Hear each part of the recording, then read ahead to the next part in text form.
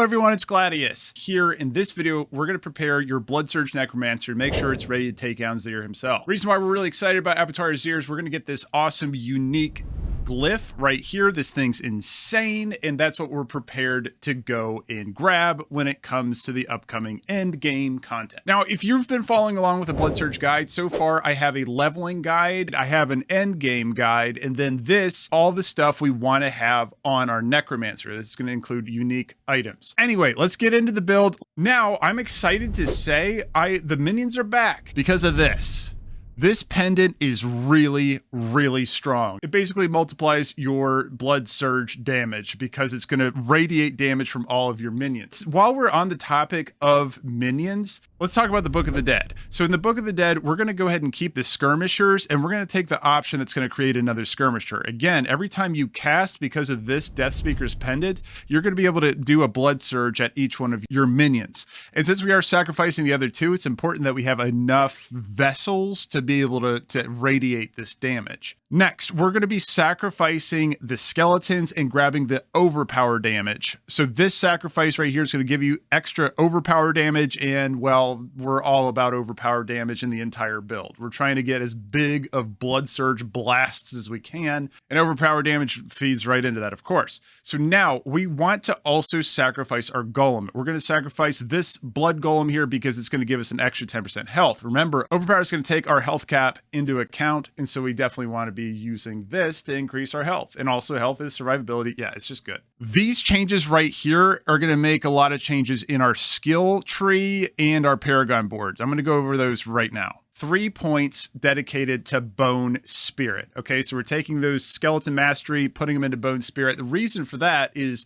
we have our chest unique is actually casting this for free and basing the damage on our max health. We'll get into that later when we talk about the gear, but let's talk about the setup first. Let's set it up and then we'll talk about gear. Something that's new here is we are picking up an ultimate skill finally. So in this ultimate skill, we're picking up Bone Storm. Not only is it a good offensive tool just to hit everything around you, but also it's a great way to get some damage reduction, percent damage reduction. Now let's talk vampire abilities. Blood Boil's a natural fit here. We're all about overpower. This works as overpower. It's just kind of a no-duh. Feed the Coven. We're bringing our minions back. These are going to be giving us resources, okay? We're going to be getting resources from our minions. Undying, anything that scales with percent health damage is awesome because we're all about stacking a huge health pool and doing lots of overpower damage. So this works naturally with our build that Undying is just going to make it so we get a lot of health back. Also, we are up in the middle. We're up in the fray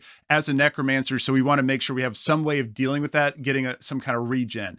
This is a great way to do that with Undying. Hemomancy, I talked about it before. It not only scales with our health, which is awesome because we're stacking a ton of health anyway. We're really into health in this build, but also it can off-screen mobs and it just has a great pull and clear to it. Of course, grab Hemomancy, that hasn't changed. It's awesome. This is the secret sauce of the vampire powers, the new addition that wasn't in the previous videos. Metamorphosis is really strong because of a particular unique. And actually, with our class, with Necromancer, the only way we can trigger this unique is if we're using this vampire power. So this is giving something to our kit as a Necromancer that otherwise we wouldn't have. Definitely take this one. All right, we've gone through all of the vampire powers. Let's talk about gear. First thing you're going to notice about Godslayer's crown is that it gives us damage to CC'd enemies, and we're doing that a lot with our Corpse Tendrils. Corpse Tendrils grips them in, and then our Bloodsurge Overblast. Our Bloodsurge Overpower is going to just delete everything on the screen. Also, the max health on this thing's fantastic. It's just all around a pretty solid helm. It's all around a pretty solid helm, and then it's even more powerful when it comes to what we're doing here in the Bloodsurge build. This one's a no-duh. Take the Godslayer's crown. Blood Artisan's Cuirass is really nice because that's going to give us just an auto cast of the Bone Spirit, and that's going to just seek out something and then blow up for extra damage. That damage on Blood Cuirass, notice it's going to say that it's dealing bonus damage based on your current life percent. We're usually healthy in this build because we're building a lot of defenses, we're fortified, and we're up there doing Bloodsurge damage. So this is a good thing for us because we're always really healthy. additional ranks to the Bone Spirit. This is going to put us at rank 5 of Bone Spirit, but also it's going to make it so we're just spawning free Bone Spirits that are going to seek out enemies, explode, and do extra chance to crit based on our health percent, which is great. The old standard, nothing's changed here. We definitely want Aspect of Grasping Veins. No question, we need it because it's going to give us that extra crit damage.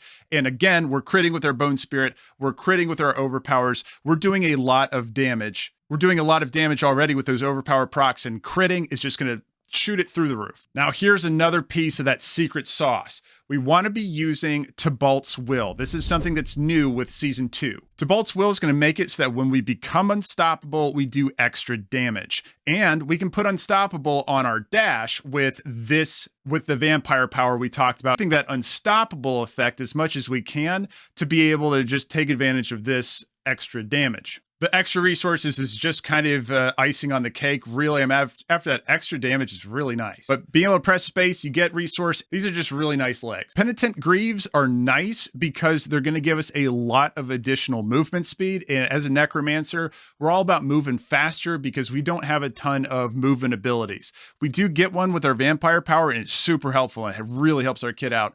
But we aren't able to always be able to move fast based on one of our skills. In addition to the fact that chilled enemies are going to count as CC'd or crowd controlled because they have a snare on them. So that's going to be really nice at just buffing our damage if we get that affix on our gear. We're all about close damage, so we're going to be next to the enemies anyway. And if you look at Penitent Greaves, it does a ring around you. So the close enemies are going to be affected by this chill as we're standing there blood surging. So it's a really good hookup. These are just really nice to have. Blood-bathed aspect makes our blood surge echoes. I feel like it's really obvious. We don't need to go in depth on this one. It's really good. Now here's this shining piece. Really, Deathspeaker's pendant pulls this all together. Deathspeaker's pendant is going to make every one of your minions that you have radiate damage. Now, we are sacrificing some of our minions because we're taking advantage of the additional overpower damage and max health on the golem. It's a catch-22 because if you have more minions, that means you're just going to be casting more blood surges per cast. But not only is max health increasing our damage, but it also increases our survivability, which is just really important. Does this thing exist?